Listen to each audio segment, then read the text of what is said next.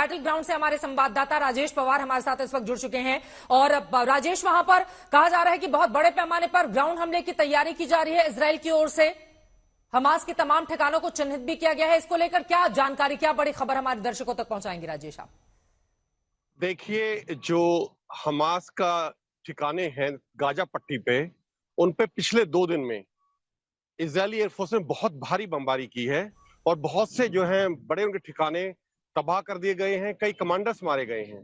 इसका सबूत इस चीज से मिलता है क्योंकि जो लगातार रॉकेट हमले हो रहे थे इजरायल की बड़ी शहरों पर, तेल अवीव जैसे शहरों पर, वो लगभग थम गए हैं। अभी पिछले 72 घंटे में कोई खास हवाई हमला हमने नहीं देखा, कोई रॉकेट हमला नहीं देखा हमने जेरूसलम के हिस्सों में या तेल अवीव के किसी हिस्से में।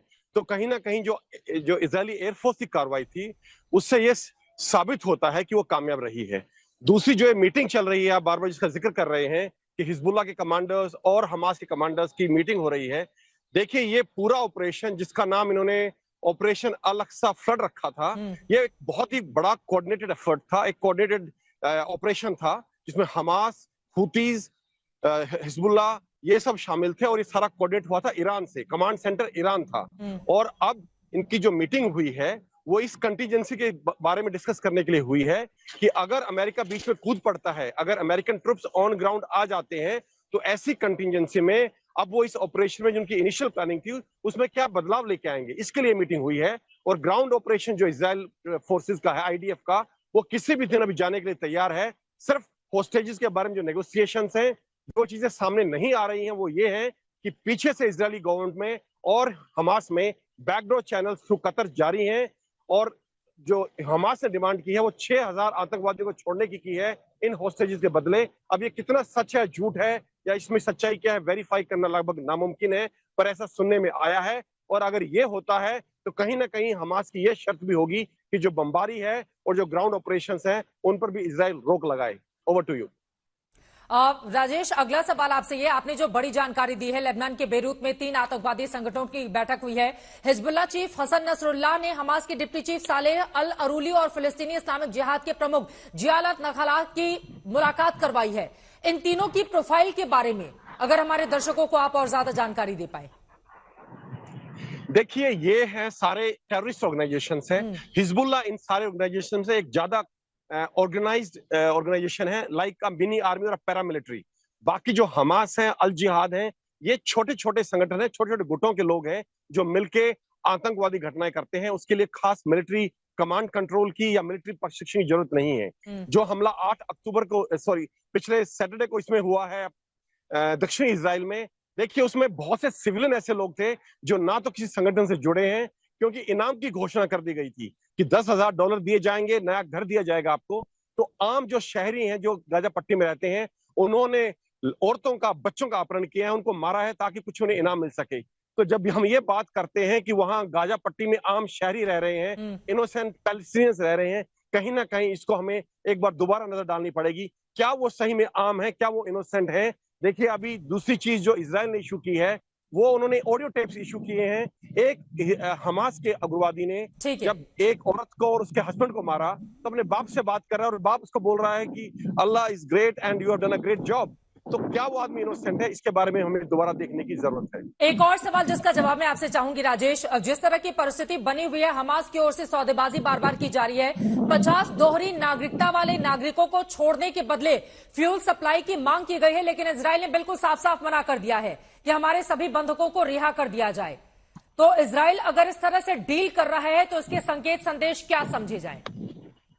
देखिए, यूएन की तरफ से बहुत बड़ा प्रेशर है। जो यूनाइटेड नेशंस के सेक्रेटरी जनरल हैं, उन्होंने बोला है कि इजराइल जो कर रहा है ये डिस्प्रपोर्शनेट अटैक है और ये 56 साल जो उसने बंधक बना के रखा है गाजा के लोगों को, इसका परिणाम है।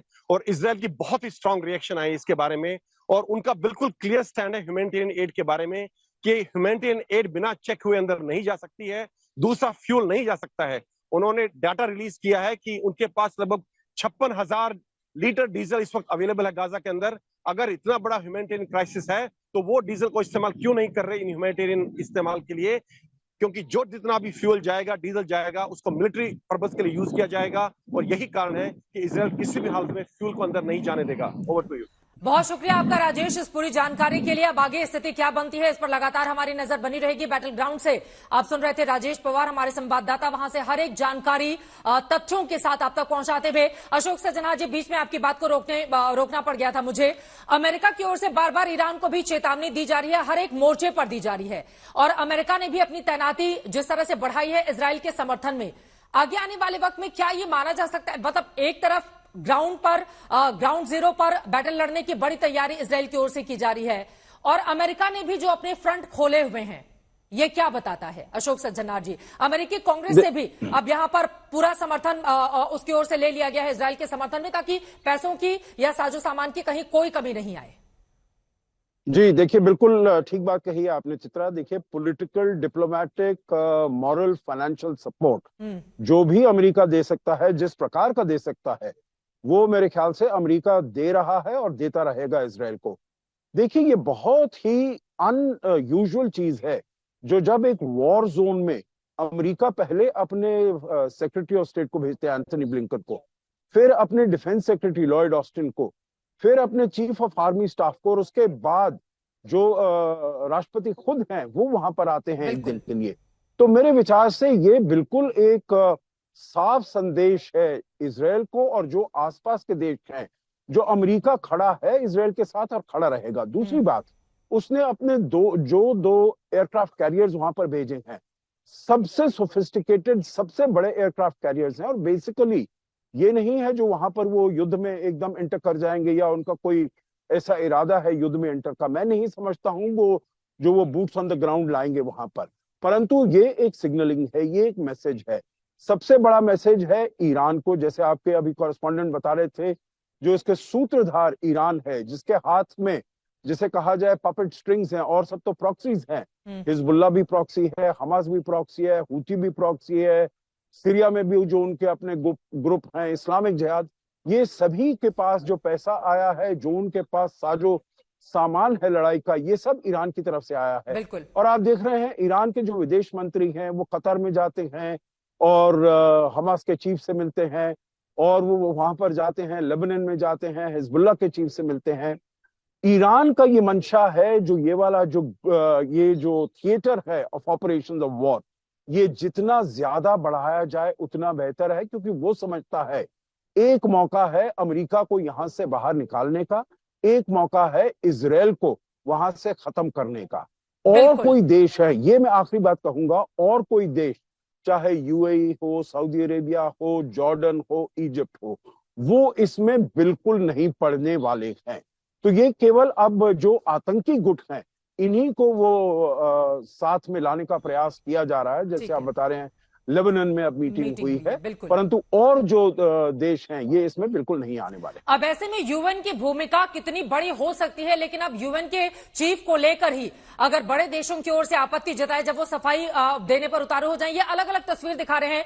जंग के 19 दिन बीत चुके हैं। पहले दिन 7 अक्टूबर को हमास की ओर से इजराइल पर हमला किया गया था, जिसके बाद से इजराइल की ओर से लगातार ताबड़तोड़ गाजा पट्टी पर जवाबी कार्रवाई जारी है, और आपको बताते चले हजारों लोगों की जान चली गई है। आगे क्या होगा इस बारे में कुछ भी कहना अभी मुश्किल है। 19 तस्वीरें दिखा रहे हैं बीते 19 दिनों की, जिसके जरिए आप समझ सकते हैं कि ये लड़ाई कितनी बड़ी होती हुई नजर आ रही है। इसके अलावा मैं चाहूंगी कि जरा वो ऑडियो भी हम सुना दें अपने दर्शकों को। जब हमास के आतंकवादी की ओर से यहूदियों का कत्ल किया जाता है, तो परिवार के लोग किस तरह से जश्न मनाते हैं, किस तरह से हमास के चेहरे से नकाब उतर रहा है। बर्बरता का ये ऑडियो आप सुन रहे थे, जिसमें अपने परिवार के बेटे की शाबाशी इसलिए दी जा रही है क्योंकि उसने 10 यहूदियों का कत्लेआम किया है। चाहे पिता हो, चाहे मां हो, चाहे भाई हो, सब के सब उसकी तारीफों के पुल बांधते हुए नजर आए। विशंबर दयाल जी, ये ऑडियो हमने सुना दिया है। यूनाइटेड नेशन की भूमिका कहीं ज्यादा बड़ी हो सकती है। इस तरह के ऑडियोज आ रहे हैं, वीडियोज आ रहे हैं, उसके बावजूद हमास ने हमला क्यों किया, जब इसके कारण वो गिनाने बैठ जाते हैं यूएन महासचिव। इस वजह से इजराइल उनके खिलाफ अपनी आवाज को बुलंद करता है, ये कहते हुए कि आपको तो इस्तीफा दे देना चाहिए। ये बातें समझ में नहीं आती हैं क्या यूनाइटेड नेशंस को? देखिए चित्रा, कुछ भी नहीं समझेंगे आप, क्योंकि दुनिया आज के दौर में कुछ नहीं, जिसकी लाठी उसकी भैंस है, और इसमें कोई शक की बात नहीं है कि यूएन एक डिफंक्ट बॉडी हो चुकी है, उसका कोई रोल नहीं बचा हुआ, सिर्फ दुनिया पे एक्सपेंडिचर करे जा रही हो। बगैर बात का। मेरा मानना यह है कि ये देखिए कि ये ग्रैंड स्ट्रैटेजी है। पहले अलकायदा को बिल्कुल खत्म कर दिया गया और उसके साथ जो छोटे मोटे लोग थे वो साथ में हुए। उसके बाद आईएसआईएस को बिल्कुल खत्म किया है, उसके साथ छोटे मोटे जो थे वो भी खत्म किए और अब हमास की बारी है। और ये होनी चाहिए क्योंकि दुनिया में इन्होंने आतंकवाद फैला रखा था, घिनौना, और भारत ने सफर किया है। हम तो चाहेंगे दुनिया से बिल्कुल टेररिज्म का दुनिया के फेस से उठ जाए, तभी तो लॉ ऑफ द, तभी तो देश दुनिया कानून से चलेगी, लॉ से चलेगी। कहीं ना कहीं सिर्फ इसमें एक ही मुद्दा, और इजराइल बिल्कुल परवाह नहीं करेगा किसी की भी। और अमेरिका देखिए, इजरायली फोर्सेस मोबिलाइजेशन जब हुई, जब तक इजराइल की वॉर काउंसिल नहीं बनी थी, उससे पहले अमेरिका ने अपने दोनों के दोनों जो बेस्ट, जैसे सज्जन आज साहब ने बताया, दोनों के दोनों फ्लीट उन्होंने मूव कर दिए और लोकेट कर दिए। तो पूरा का पूरा जो अमेरिका है वो इसमें कंप्लीट पिक्चर में है, वेस्ट बिल्कुल साथ है। तो ये हाहाकार होता रहेगा, लेकिन अब हमास का सफाया होगा। सिर्फ और सिर्फ जो मुद्दा है, हमास के पास दो ही ढाल थे। एक ढाल है ये जो बंदी, जो बंधक है, ये ढाल है। दूसरी ढाल उसकी सिविल पॉपुलेशन थी, जिसको दुनिया आज मानने को तैयार ही नहीं है कि वो सिविलियन लोग हैं। हम सब कहने लग गए कि वो 4 लाख लोग भी टेररिस्ट हैं। देखिए, वहां कहीं ना कहीं जाके और उसी परसेप्शन को मैनेज करने के लिए, ताकि ये नैरेटिव ना बदल जाए कि भाई बहुत बड़े पैमाने पर फिलिस्तीनी आम नागरिक रहते हैं, नहीं हो सकते। हाँ है उसमें, there is no doubt in that Chitra. और बात यह है उसी को, ताकि जो उनके अस्पताल हैं, उनके जो लोग मर रहे हैं, उनकी जो रिलीजियस प्लेसेस हैं, उन पे जो सिविलियन है, देखिए आप कितनी हाई राइज बिल्डिंग्स थी, सब मलबा बन चुकी है, ताकि दुनिया उस परसेप्शन से दूर रहे और सिर्फ फोकस हमास पे रहे। तो हमास का डिस्ट्रक्शन होगा और उसमें फिलिस्तीनियंस का बहुत नुकसान होगा। तो हमास ने भी पैलेस्टीनियन कॉज को हराया है कहीं ना कहीं। पैलेस्टीनियन कॉज जो है उसको भी लॉस हुआ है हमास इससे। जल्दी हमारे पास आखिरी का थोड़ा सा वक्त बचा हुआ है। संजय मेस्टन जी, आगे परिस्थिति क्या बनती हुई नजर आ रही है? इजराइल तो नहीं रुकेगा, लेकिन फिलिस्तीनी आम नागरिक का क्या? और देखिए, इसमें बहुत क्लियर है, इजराइल का मिलिट्री एम, इंटेंट, इरादा बहुत क्लियर है। हमास का डिस्ट्रक्शन, और उसमें वो बिल्कुल नहीं रुकेगा, वो उनको बर्बाद करके छोड़ेगा। और जहां तक होस्टेजेस का सवाल है, ये अभी बैकडोर नेगोशिएशन चलते रहेंगे, लेकिन एक स्टेज आएगी, या तो रिलीज होंगे या एक स्थिति आ जाएगी नो गो मतलब फिर कोई एक्सचेंज नहीं होगा। उसके बाद इजरायली डिफेंस फोर्सेस के पास कोई चारा नहीं है, वो घुसेंगे और इनको बर्बाद करेंगे। और जहां तक ये वहां के लोकल आर्म सिविलियंस का सवाल है, पैलेस्टीनियंस का, देखिए उनके पास तो अभी भी मौका है वहां से निकलने का। और देखिए, जितने भी सीज होते हैं, बैटल ऑफ लेनिनग्राड का सबसे बड़ा सीज था, उसमें तकरीबन 10 लाख से तकरीबन 20 लाख के लोग मारे गए थे, जिसमें सिविलियंस बहुत ज्यादा थे। और अमूमन तौर पे हर बैटल में, second world war, first world war में 50 to 90% सिविलियन कैजुअलिटीज भी हो जाती है। तो कहने का मतलब है, इजराइल के लिए अभी नो होल्ड्स नो बार्ड है, वो अपना मुद्दा अचीव करेगा और हमास का डिस्ट्रक्शन करेगा। और बड़ी तादाद में हताहत नहीं हो। वर्ल्ड वॉर फर्स्ट और सेकंड से यही तो हम सीख ले सकते हैं। उसको कैसे रोका जाए, उसको लेकर दुनिया आगे क्यों नहीं बढ़ती है? कई ऐसे सवाल हैं जिसका जवाब मिलना अभी बाकी है। फिलहाल के लिए आप चारों मेहमानों का बहुत शुक्रिया।